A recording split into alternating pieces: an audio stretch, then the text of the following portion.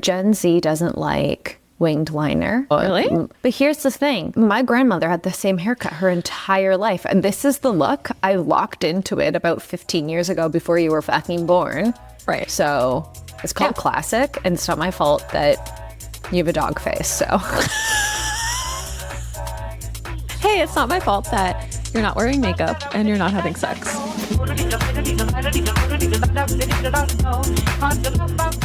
Hi, I'm the powerboat salesman parked out front of your house, Phoebe. And I'm Jacques. And welcome to Do You Ever Feel Like? Where we ask the questions that everyone's thinking and no one's answering. I am so glad we actually didn't record yesterday because I was in the world's most foul mood. Yeah. I was in a really bad mood yesterday. Is it coming off Father's Day? Like, maybe. I don't know, to be honest. Yeah. I mean, you've got a lot going on. Yeah, I was in I went to bed grumpy. Usually if I'm in a bad mood, I try to do something to shift it. I mean, I'll keep saying this. I'll say this until maybe the evidence is to the contrary, but you're the happiest person I know. So, and that might be a reflection on you and not me, actually. I think, like what you're saying, I think you really try to be in a good mood. I think you really I work really hard. Yeah, exactly. To not be grumpy. Unpopular opinion. That's gonna get me canceled a lot. And as somebody with a complex mental health landscape, a lot of it's a choice. There we go. Anyway, so. Yeah, exactly. So it's surprising to me that you went to bed grumpy, but sometimes it doesn't matter. It doesn't matter. You drank your water, you went outside, you worked out. I even worked out, yeah. Sometimes it doesn't matter. Sometimes it doesn't work. And you know what? This is my policy. Have I had a good meal? Have I had some water? Have I worked out? I'm still in a bad mood? That means it's a certifiable bad mood. That means it is stickered, legit, for real. You get to go be a bitch now. Yeah. That's where the mental health does come in. Yes, exactly. Maybe. You're like, oh, okay. Okay, cool. Maybe. Well, that's what I mean. It's just like when people complain about things and I'm like, I get you. You've had 3 coffees today and you're telling you don't feel good? Yeah, totally. Absolutely. I mean, yeah, this is lately I've been feeling like, wow, everything's happening all at once and everything is a lot. And this is the way. This is just life. And I think it's a pretty boring thing to keep talking. I think it's boring to be like, everything's falling apart or I'm busy. It's like, yeah, okay. And we're all under the same Mercury retrograde. Thank you very much. In fairness to you, you are really kind of living, and I called it today, a ghetto, quite frankly. The entire country that is america.com/org is our weather apps have not been working the last couple of days and weeks. And I can only assume that's your guys' fault. Because I know your weather hasn't been working for months. I've had, it was so funny. What was it? It was 6 months ago when I was telling you about how when the government shuts down, everything stops and there's no accurate information. Yeah, buses don't arrive and you don't you don't know the weather. You are living. Don't know. And I'm really so sorry. I've been really quite America negative because I try not to be, because quite frankly, I do enjoy the people, places, and things there. Of course. Yeah. But yeah, no, I've been dealing with one thing after another over here. This morning, Philadelphia fundamentally cannot handle the weather, cannot handle the storms. I don't understand. So what do you? Is it tornadoes? It's not even tornado warnings. It's just a lot of this is flooding. when it snows in Toronto and the city shuts down. It's that's what happens here, guys. I don't get it. Why would Toronto be weather? Yeah, exactly. Hello? I think it's just because you and I are quite psycholini, Gilded Age, gentlemen of business and commerce. Yeah, exactly. I say that also knowing exactly that I can hit my head up against a wall and pass out and keep going. You know what I mean? What am I to do? You know what I mean? Yeah. I'm kind of a relentless I mean, we both are. We're very relentless. We're like bulls. Yeah. Bulls?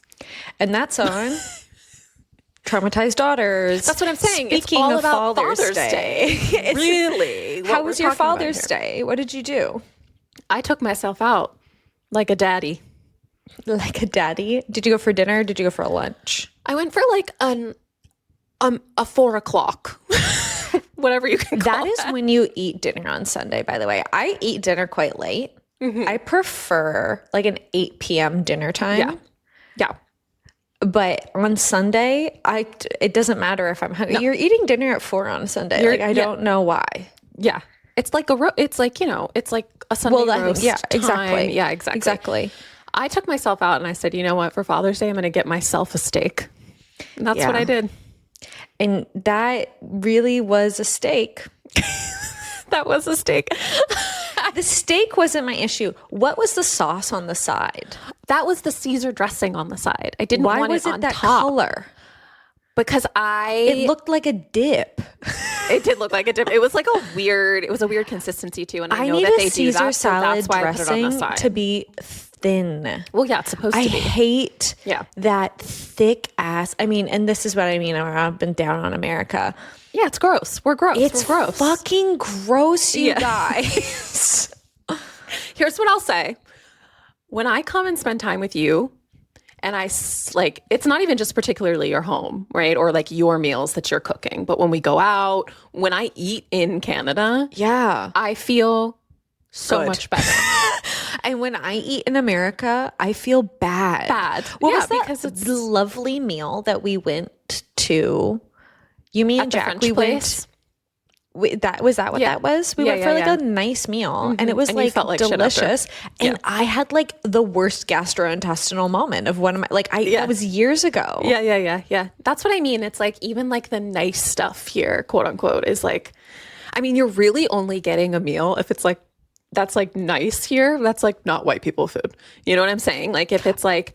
Only if you're going to like some other type of cuisine is it going to be actually good. I still think we've got to go to New Orleans. This wasn't even in New Orleans. This was just in like Louisiana somewhere. And this is more common in the States or maybe like the non-chain fast food places. Yeah, exactly. I can't think like there's maybe like one that I can think of, Weber's. And I would say maybe Northern Ontario. It's maybe a little bit more common. But like fried chicken, exactly. all the Southern classics, right? Exactly. What's it? Grits? Is grits the, there's something with, it's kind of, it to me, it kind of gives German spätzle like adjacent. Yes, that's grits. Is that grits? Okay. There's all different ways to make it was grits. like in a sauce. Yeah. Interesting. And I've really been craving like a collard green kind of situation here. Obviously not good Southern food here. Obviously not good. Some people will try to do it and it's fucking gross. Yeah. And that's the other thing too. I mean, I'm sorry. I'm really quite negative. I told you I was in a bad mood. But like a meat for I don't even hate like the concept of meat as a non-meat eater. No. It's just when things are like meat forward or like that's your like personality. I'm like, you need to get a hobby, brother. Yeah, like your hobby can't be like diagrams of pigs.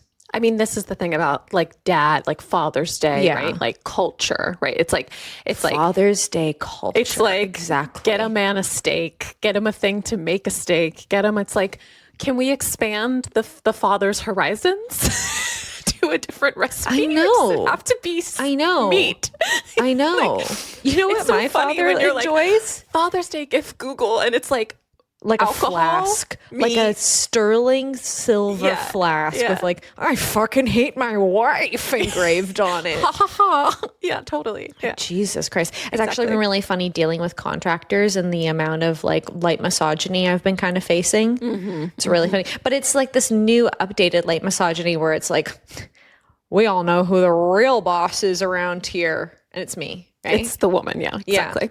Yeah. That's really funny. That's what everyone calls me boss. Oh, see, I'm all for that. I don't like men calling each other boss. That's weird. And you know what? I don't mind participating in a little bit of light misogyny if it means, my plumbing and electrical is going to get done in the fashion that was promised to me. I know. I get it. I rolled up to a Genius Bar appointment a couple days ago. And I went, I don't know how to fix stupid baby. And I don't have my warranty. So can it not be charged anything? And it probably only cost me like $2 because I'm a baby. Look, we got to do what we got to do. Listen, this is the most hilarious opening of our podcast. Okay, I will also say Father's Day, it's like this whole thing where it's like, I saw so much content where I'm like, guys, we gotta reel it in. We gotta. Okay, you know what I dislike about the Father's Day content? I don't want to know the fucking disgusting little nicknames that you call the man that you fuck. By the way, yeah, it's weird. What your kids call your dad. Your dad, basically. Yeah, no, like totally. It's gross. Yeah, There's just dad. It's like TMI, you guys. It's the same way I'm not talking about being married. I'm not going to talk about. It's just weird. It's just like, also too, it's like, I think fundamentally it's like too much discussion of men. It's just kind of like, it's like the way that I feel if I'm out with my girlfriends. It's like, there's a limit. Yeah. Like we can do there's a threshold relationship check-in thing. And then like, we're done with that, And it really is so funny to me too, when it's like, number one guy in our lives, like we love this guy, and it's like that guy's not fucking seeing it. I hate it. It's the same way I dislike when when someone dies and they like write like an Instagram caption to the dead person. You know what I mean? It's like they're not seeing that. He's gone. She's dead. Wait, speaking of that, it's like when a white girl's grandpa dies. It's like, oh my God. That's funny. I purposely did not do a letter to Grandma Rose. My grandma died. She would find that so offensive. She would be like, no, don't put that on the internet. So offensive. Don't put that on the internet. What was I going to say? Oh, you just read this. Tell the people about this obituary. Okay, so I was wrapping. I was packing last night, and it kind of felt like a bit spiritual and beautiful because I just like stopped all of a sudden. Like I was like 2 hours into wrapping shit newspaper. Okay.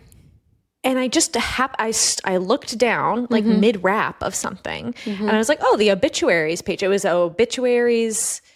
Like maybe it was just called announcements, and it was like births and deaths, and I was like, oh, no one does birth announcements anymore. Sidebar, that's classy. Anyway, moving on.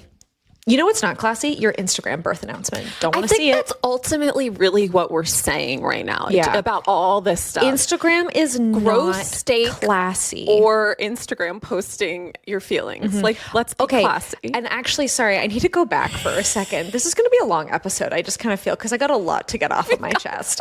The issue I have with that photo of that steak that you sent me is it's the same thing as when, again, white people. I've had enough of white people. It's when people, on Thanksgiving, when people take a photo of their disgusting pile of food. You don't like brown food photos. You don't like brown food photos. Yeah. Mm-hmm. None of that. No.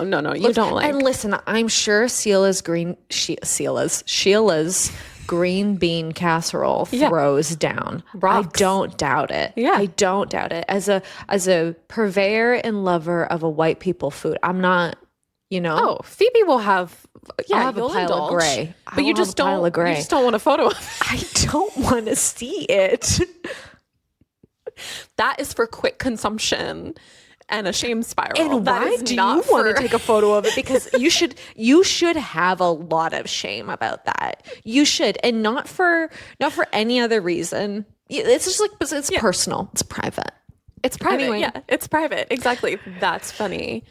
I also think you're right. This is just like we got a lot to get off of our chest. I also think with the America of it all, I think it's really funny when you visit me and you'll be like, this is not nice. Like, this is funny, like what Americans think is like a nice restaurant experience. Well, it's because you guys are so oppressed that like anything, like you're like, well, we can't have healthcare and our kids get shot at school, so we'll get like a rogue holiday at some point. I'm like, that's not enough. We'll get a rogue holiday and like a quote unquote nice meal that's actually not nice at all and gross. Yeah.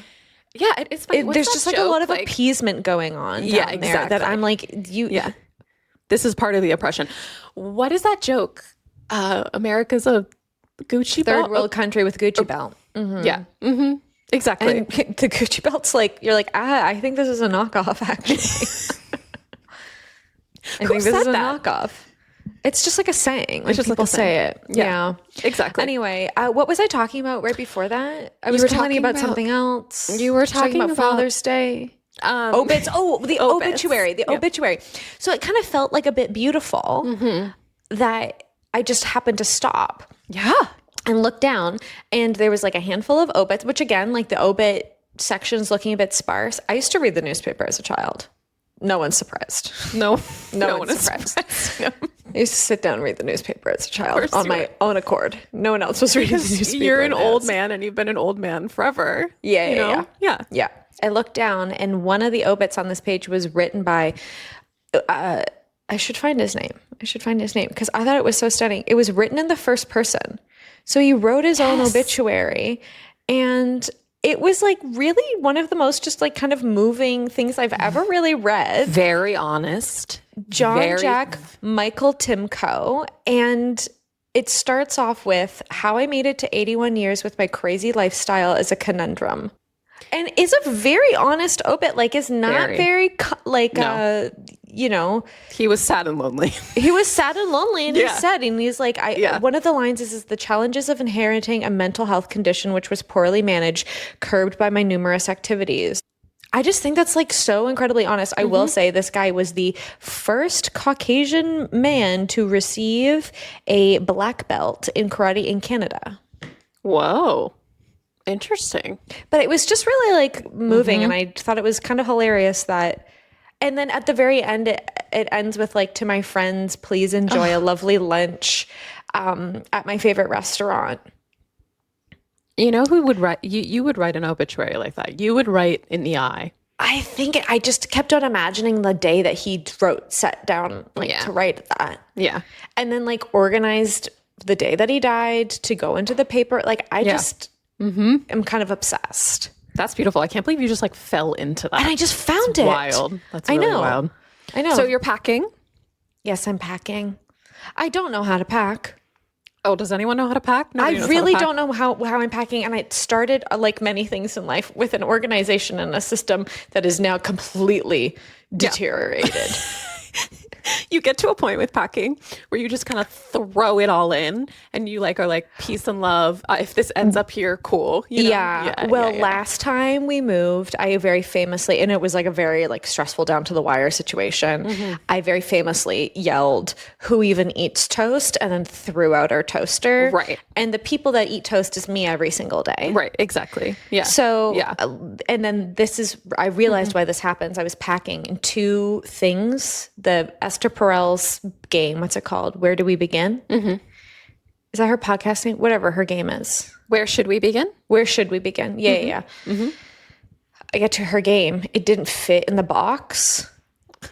What the fuck, Esther? That it was good. Yeah, exactly. Like by 2 millimeters. I yelled, "This wouldn't happen in Germany."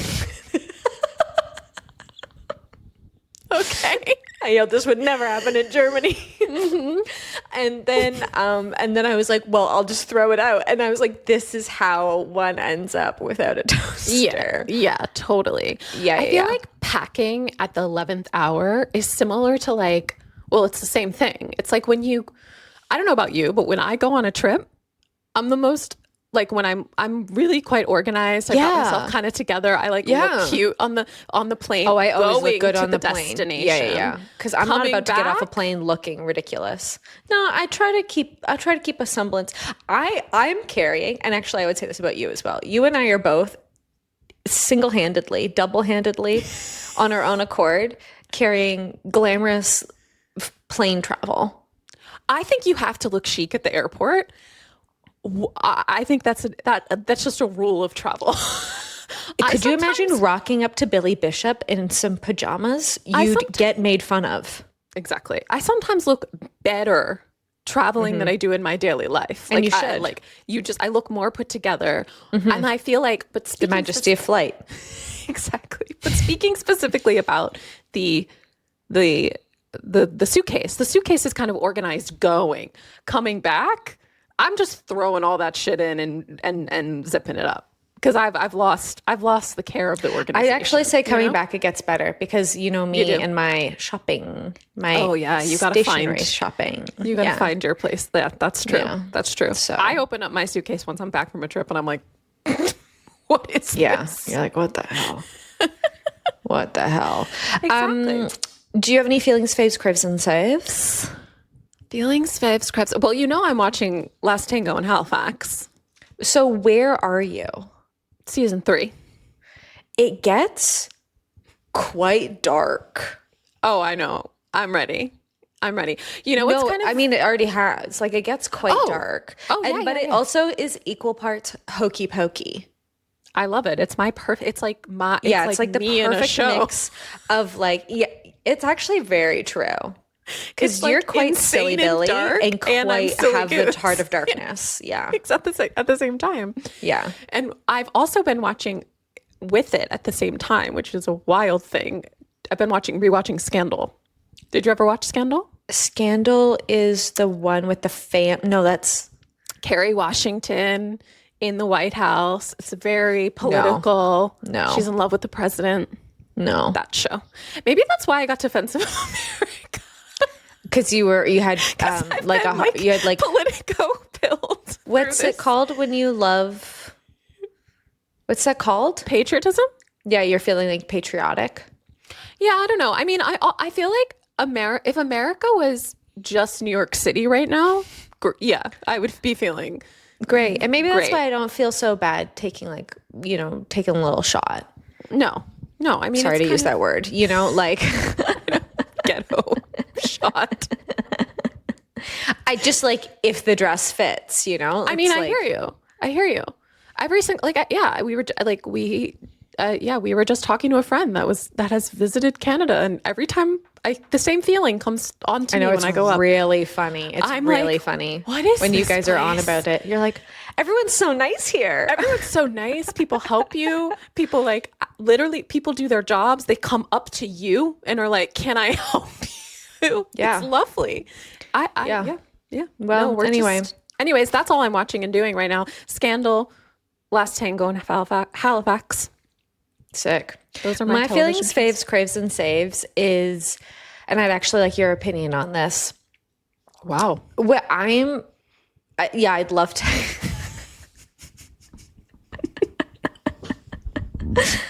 I'd actually like your opinion on this. I will say I've been so happy to be asked so many questions about the home and interiors.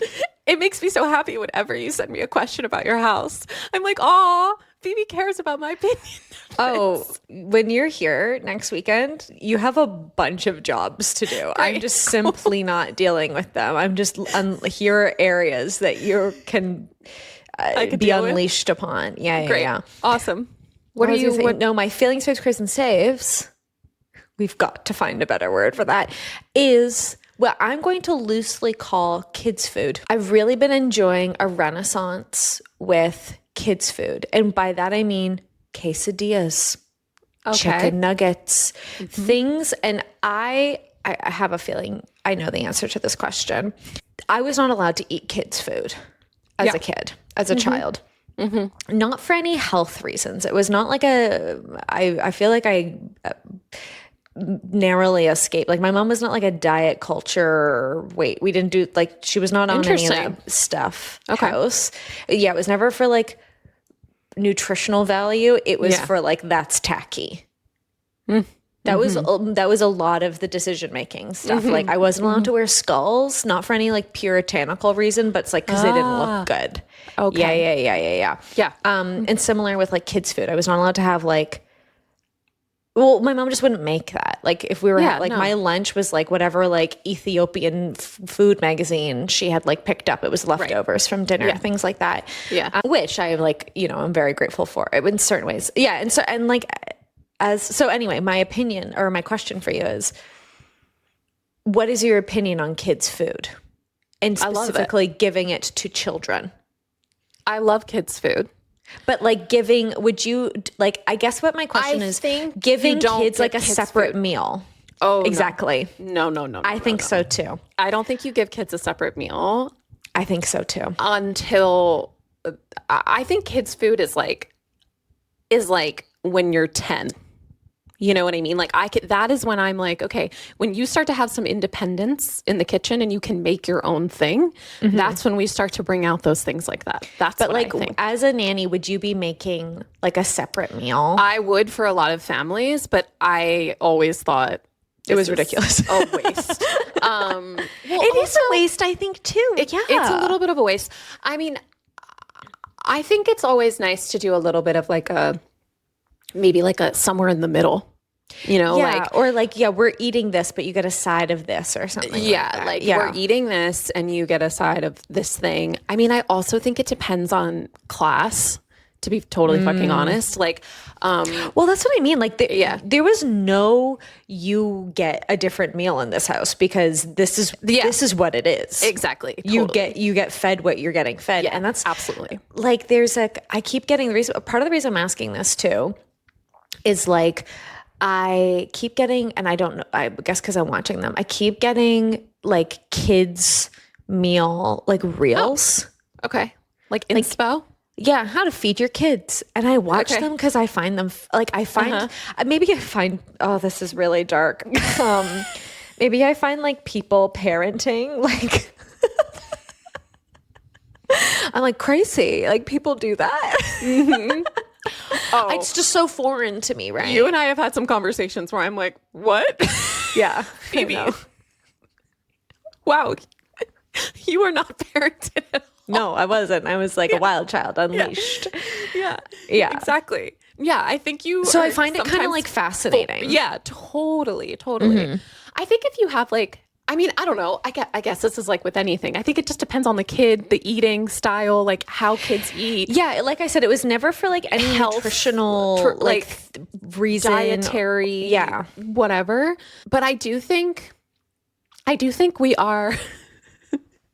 I do think we are of the generation of gentle parenting that needs a real examination. I think. You mean like our I think if you and I, like I think if you and I were to go have some kids, I think we would be looked at as kind of harsh, to get off. Oh, for sure. I needed to get off of a bus the other day because someone wasn't screaming at their kid properly. Like that's what I mean. It's kind of like. I get the two sides of the coin. I get the totally. Like we were screamed at. And but I think part of it, I go like, so as an adult, I'm so enjoying my quesadilla kids meal era. Exactly. And it like brings me such comfort. Mm-hmm. Like pierogies is like another thing that I had just, I'm like, this is my, like it brings me such comfort because I wasn't allowed to have this. Right. I remember going over to my friend's house and eating quesadillas and being like, what the fuck is this? This rocks. Mm-hmm. But that's how sugar was and sweets in my house, which is why I don't know if I would do that differently. Like I think I would give my kid the Ethiopian like cookbook food, you know? At their lunch, I feel like it's like I think it's like whatever you're trying to kind of overcorrect in your own life. And then which is any parenting. And then I also think I can see why it's just like easier to get the kid fed and give the kid what the kid wants, which is this like crappy, cheap, gross, like kid food. Right. Yeah. And then I also see the other side of like, we don't have any money. This is the pasta I've made. Like you need to eat it kind of thing. You know what I mean? And I mean, the rule, if there was any food rules growing up, it was you had to try everything. You didn't have to eat, you didn't have to eat it all. No. And you didn't even have to like it. No. But you had to try. And like, there was literally no rules in my house. And that was probably the only one that was like. Really? Because I think it was important to my mom, just that you enjoyed your life. And like that you didn't like shut yourself off from like life and experiences and stuff like that. And like I remember my sister was a teenager and my mom was like, eat the asparagus. And she was like, I don't like asparagus. Mm-hmm. And now my sister eats asparagus, you know? So it's like. That's what I'm saying. Like, I don't actually know if it really does anything. And I also think like we don't want to be like yelling at our children to eat because then they associate Yeah. Like, you know what I mean? Like they associate all this negative, anxious energy with eating, which you don't want either. So it's this like, you know, it's this push and pull of it all. I do think children should eat earlier. You think like adults should like separate? I don't know. I think it's the adults like job to feed their child at like their schedule. Like if they need to eat at 6 o'clock, let's say, and go to bed at 8 or something, right? Like let's say a kid has to go to bed at 8. I think the early bedtime thing here is so weird. I also think it depends too, but I think it's like I'm not saying you need to eat as the parent at 6. I'm just saying you need to like be around, you know? Like if you can be there while your kid eats, like everybody doesn't have to sit at the same table, but like, I think it's so weird. I remember the same around. thing, going to friends' houses and kids eating by themselves. Yeah. Like the kids eating a separate meal, and like the adults eating a different meal at a later time. I eat with my siblings. That's. I mean, I think it's I one of think those that's like things. some white people thing. Yeah, that's. It's one of those things where I kind of go like, people's values really conflict with their like actions, and so I just feel like I hear a lot of like, no one has a village anymore. But I'm like, well, you're putting your kids in a different room and they're eating a different meal. So like, how the hell is that any, like, how are you not carrying out the same shit that you're, you know, complaining about? Anyway, whatever. What do I know? I'm not a parent. I just have only been a child, you know? Totally. Yeah. Anyway, that was a big, long intro. We had a lot of thoughts and feelings to get through today. Ay. Shall we get to the question? Yes. All right, Jacqueline. All right, yeah. I've been watching Line of Duty. Oh, okay. I've been watching Line of Duty. All right, Jacqueline. Okay. Yes. Do you ever feel like gossip as a life matrix? Yes. We're a wellness podcast now, actually. Oh God. Listen to what we have to say. Uh-oh. Listen to our opinions. I mean, we've gotten some write-ins where people say like, I really learn a lot from your podcast about life. And I'm like, great. Well, there's a disclaimer at the bottom of every episode, so. For a reason. Anyways, I do think gossip is a way to make life decisions. So here's something I've been thinking about a lot. This is like kind of a sidebar / completely related. I think the more kind of liberal you get, the more you kind of the more you stray from God. This is going to sound like I'm a like Christian trad wife. You guys, I don't subscribe to any ideology. I don't know why I'm prefacing this. Anyway, the more lefty liberal you get, the more kind of you fall into like the woo-woo category of things, like the more weirdo, wacko shit you subscribe to, because you need a meaning-making system in your life. Like if you reject God, and you know, I'll speak from the eye, when you reject God, you really start believing in ghosts, because how else can, you know, do I know that Jack is on the other side with his karate black belt? You know, so I think like gossip is like, can be a meaning making system for us in our lives. I do. Yeah, I think so. I also, I think we gotta like we gotta pick and choose. Don't go hard for anything. Yeah. But learn about a lot of things. That's how I feel, you know? And I think gossip lends itself to that. It's a very like, I think communication at the end of the day is what we're talking about here. You know? Is there a moment in time, a moment in your life where you heard a piece of gossip that helped make a decision for you? Yes. It's dark. Shocking. But yes. Do you want to share? I do. Or do you want to have a heart of darkness over there? So I changed. I was registered for a course in high school. And I heard about some shenanigans that this teacher was pulling off in high school. And I changed the course because of it. Because even if that's something that is quote unquote not true, this is kind of my rule. It's like, if anything that I don't want to be associated with is kind of in the water, even if it's not necessarily quote unquote real, or if it's gossip or like whatever you want to say, Yes. if it's circulating around the water, I don't want to be a part of that. Right. Like even if you even if it's like a little bit, you know, and I think I knew that as like a kid, you know, I knew that as like a young girl, which I think a lot of girls have to make those decisions in when we're hearing gossip, you know what I mean? Like to keep ourselves safe. And so, I just decided to change my course, and it was actually for the better because I loved that class and I loved being a part of that group, and it was great. But that's the time that I changed. That's rough. Something. Yeah.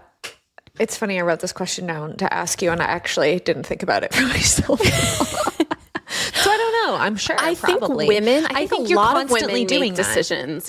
Based on what they are hearing from other women. You know, I think, which is why some of you bitches need to get it together. Like, do you see what I'm like? Totally. We need to be and on each other's sides, right? Yeah, and I think good for you that if something's circulating around the water that you don't want to be a part of, and make that decision. Because I think, you know, for lack of a better word, quite frankly, people act like cowards. That's what I mean. Like, I think groupthink. Yeah, you know? Exactly. Is such an issue. And I think gossip can be obviously used in that way too.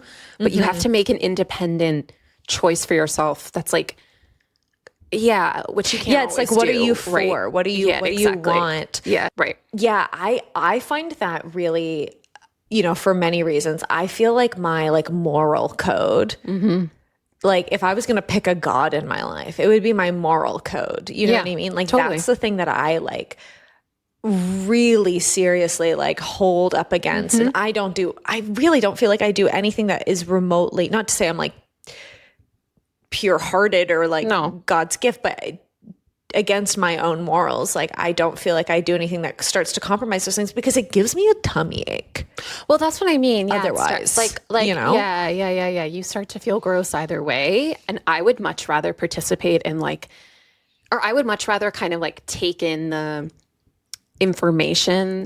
That this like maybe gross thing, this like in the corner talking about a thing. You know what I mean? Like is versus the actual fucking problem, because most of the time the gossip is not the problem. It's about somebody else's behavior. Totally. You know what I mean? Like it's about a man's behavior. And or whatever, I find it really frustrating when, I guess, like, you know, you can't control other people, but like when you give somebody else the same information that you have and you've made a decision based on that thing. And I think it's like people's lack of decision making is like infuriating, you know? And it's like, okay, cool. You're going to just still, I know I'm being vague about this right now, but too long didn't read, male comedian acting crazy, you know? Like what else, how else? That's the thing. A man is being fucked up somewhere. And then it's on women to 1,000%. you know, correct the issue. I have been thinking about the Are We Dating the Same Guy Facebook groups. Exactly. Right. Yes. Do you know anyone that has ever been found out through these groups? Those, no. I don't. There was there was like a bit of a pushback against them a bit ago of like, I don't even think it was men. I think it was women being like, we should be nice to these men. Like, we don't know their situations in the thing. I think this kind of comes down to what we call gossip, right? And our own, what's the word? Like our own moralistic decision-making around gossip. Actually, this brings me to, we asked the girlies, you know, who are just beacons of a wealth of information. And I thought it was really interesting asking, what are your feelings about gossip? And most people, I did like a little slider bar, very scientific information on Instagram. What are your feelings about gossip? Most people answered like 100%, like love gossip. It's delicious. Yum, yum, yum. Yeah. I was very kind of surprised that a handful of people that gave it maybe like a 75% or like a 2%. Wow. So I think it comes down to like what your own like moralization of the word or the concept is. Right. And then equally like what you kind of constitute as gossip. Yeah. I also think too, the like demonization by people in power, like once again, like gossip is a thing that I think is a threat to systems, for sure. Systems only when women do it. I think or when women are, because I'm thinking about like our history. Oppressed groups, I guess. Yeah, like but okay, a couple of things came up while I was thinking about like how, when we make a choice based on the information that we're given. Right. One, Survivor. Oh, yeah. Survivor is gossip. I think even more so, Traitors is gossip because it'll be like, well, this person like didn't, I don't even know what, like laugh at my joke around the campfire or like looked at me a bit weird. Yeah. And then everyone's like, oh yeah, you're so right. Like that person's a traitor. So it's like, it's another like gossip plus groupthink is like how the engine of that machine. Yeah. But kind of inversely, I don't know if that is the correct way to use that, but like sports, like when the sports season begins or actually after it ends, being like, well, this person's being traded to this person and this, wag unfollowed this wag. And like now, like, how is that not the exact same thing? Yeah. It's all like protecting some type of something. We're all like trying to protect like I mean, I feel like there's like a difference between gossip and boredom, which we've already talked about, right? A little bit. Like you're like when we were saying a threat or gossip is a threat to something. Like there has to be some information that's like a threat to a power system. That's what makes it gossip. Yeah. So if that teacher was, being predatory, and I found out about it, I'm like, oh, that's gossip versus just like speaking, like boredom. I don't know. Like, I feel like I say shit all the time. Well, and like in the boredom, like, I'm just saying in the boredom category, I think that's when it comes down to like the things that we find like like the things that we really aren't supposed to talk about, right? Like money, sex, relationships. Things. Oh, like yeah. That's funny. And that might, I don't know. I was about to say maybe that's not a meaning making thing, but I think like unions are gossip. Like how much money are you making? Oh, women talking behind doors and offices so that they know how much money the other one's making. Of course. Yeah. All of that. I think also like we learn life lessons through people's stories, right? Like we learn this might happen to you if you do this or I wouldn't do that. Like not even advice, but just like we hear what's happening to other people and we make a decision for ourselves based on that. That's how people live. Like, let's like, in the same way that it's like, hey, a drought's coming. You know what I mean? Like, what are you going to do? Right? Like, it's like, there's some other type of social threat. For a lot of times with women, it's men. What are you going to do? It's like the same, like, we're all just trying to survive out here. So if I'm hearing a story about somebody, I always go like, I don't want that to be me, or I do want that to be me. And if that makes me, I don't know, morally, whatever. I don't think it is like, when you're making a decision based off of it. And like, I think the frustration I can't stand people that I feel like have no moral code. Right. Like, backbone, like weak spine, like that stuff makes me feel crazy. Yeah, totally. And I think teenage girls are the most powerful beings on the planet. Teenage girls for president, teenage girls for lawyers, teenage girls for judges, teenage girls. I think they should be in charge. They know exactly what's going on. They know exactly what's up. They know all the secrets. They know when to pull them out at what given time. They've got strategy. They've got like... They're also so fucking weird. They're so weird and beautiful and brilliant and fun and like teenage girls rule. And I think that a lot of this, like, what are we going to use what are we going to use gossip for? Like for good or for, you know, to oppress one another, like really starts in like when you're in like middle school. Oh like my you God. you can figure out like really quickly, oh, what's bullying or what is like using some story about a person to like help a girl out. You know what I mean? Or to help like your friend out or whatever. Do you remember? Sorry, I'm just taking us back to gossiping in middle school. Do you remember that feeling in middle school where you like knew something about your friend that was upset crying in the corner and you're like taking her to the bathroom and they're she's like, don't like talk to her, and you're like, you have no clue to what's her. going on, like you don't know what's happening, like don't talk to her, and How you're like dare you. protecting her. I had one of those moments in middle school almost every day, like, you know what, where it's like, I know it's like, you did.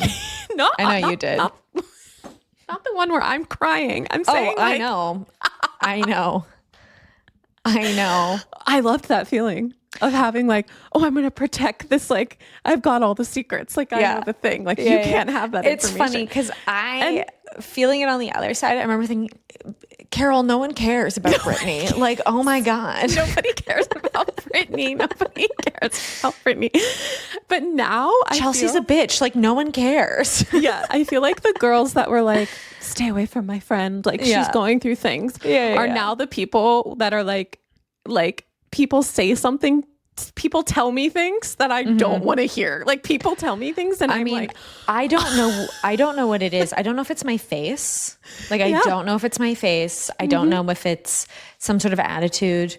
I don't know if it's my tooth gem. I don't know what it is. I don't know what it is. Everyone's telling me their life story at the bus stop.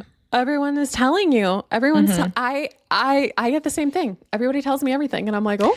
Really, gossip is psychic energy that you have to be very careful with. You have to be so careful with. And you have to treat it like the special, the gift that someone has been giving that you. It is. And so I think when you are a little bitch and you are given information that could impact other people's well-being and you don't do anything with it, that's why I think you're disgusting. Yeah, like, oh, I'm going to stay out of that. I don't want to get involved. You've just been given gold. Yeah.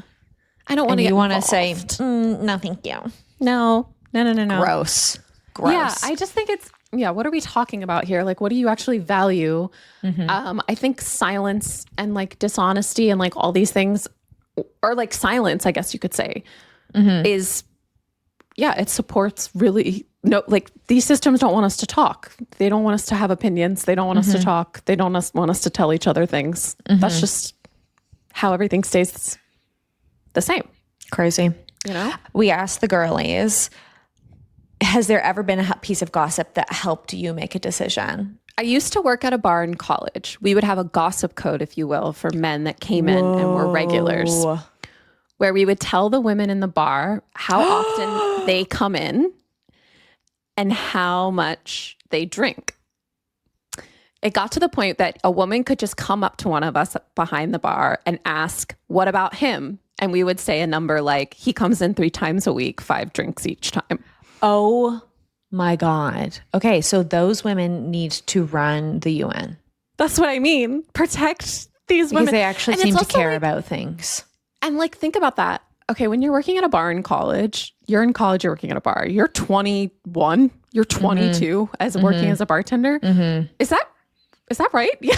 Yeah. How old are people in college? I don't know. Well, I was thinking about that the other day because like I remember finishing university and thinking you're so old and grown up and you're 22. No, you're 22. Yeah, that's exactly. ridiculous. And I'm like, yeah, exactly. Like those are the I think that happens a lot. I think there's a lot of bar culture stuff like that keep women safe. Yeah. But I'm like, wow, like you're clocking how often men come in and how much they drink every time. And I think that's a very valuable thing to be sharing with women that come in and are getting hit on by these guys, right? Like they were determining if women went home or were safe. Wow. From these guys. That's crazy. Right? Interesting, huh? That's crazy. I feel like I maybe let some homegirls down See, I'm not perfect. I know everyone was thinking that. I used to work in a board game cafe, and a guy who would come in every week with like a new date. And he would always be like, can you not let on that I'm a regular here? But he would come in not just with dates. Like he would come in like the next day with like some friends and stuff. I think it was just like his spot. But whenever he had a date, he'd be like, can you just pretend like you don't know me? And I would do him a solid. Oops. Wow. Should I not have been doing that? You guys write in. I mean, I don't know. I have a feeling this place was also like, think about it. Think about the dive bar versus board game cafe. Yeah, I kind of feel like maybe I'm safe. Maybe you're fine. I don't know. Maybe I'm a viper. I don't know. I think we should be telling women, or I think we should be telling other women where men are and what they're doing at any given point. I just think that's part of the code. Like, hello. Anyway, if I overhear people gossiping about me, that's when I let go of a bad friendship. When gossip gets back to you, that has never happened to me before. Maybe because I trust some tight-lipped baddies in my life. But I think that would fuck me up in a bad way. Gossip's definitely gone back to me. I've definitely been. Actually, what am I talking about? No, gossip has gotten back to me too. And actually that just, whenever gossip has gotten back to me, like what are people talking about me? It really just fuels me. I ascend to new levels. Yeah. Yeah. You love to laugh. Yeah. You love to make your haters laugh. Like you love to like know that someone is hating on you. No, and then I love to laugh at my haters. I'm going to laugh and laugh with me. Like I'm going to make everybody laugh. I think no, I don't want to make my haters laugh. I don't want to make them laugh. Okay. I want to make laugh them jerk their little baby boners. Yeah. And have a cry. You're going to have a cry. Have a cry. I think gossip has gotten back to me. But you're saying like if you've participated in gossip and then somebody calls you out like, oh, you were talking about me behind my back. I guess so. You know? But I mean the other way around. Like if I told somebody something in confidence, that's never happened to me before. No one's ever told me anything in confidence, or I've never told someone something in confidence and then they've gone like information that I trusted somebody with has not gotten out. I'm pretty sure. Pretty sure.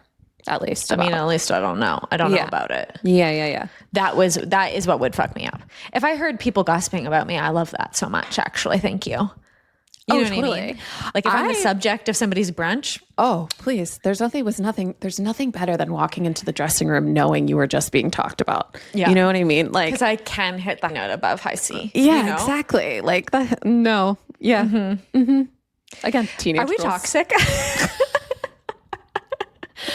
I think that I don't know. I don't think we're toxic. I think. Okay. Maybe we are. I don't know. Maybe we're toxic. I don't know. We're toxic together. I feel like we're at time. We talked so much. So I think we should continue the rest of this in the green room as usual. Okay, great. Gossip is a meaning-making system in our lives. I think we have to take gossip as the special, beautiful morsel that it actually is. We have to treat it with care. Yep. And like evaluate it up against your values, right? Or like your morals. May I suggest having some morals? Gossip plus morals equals life decision.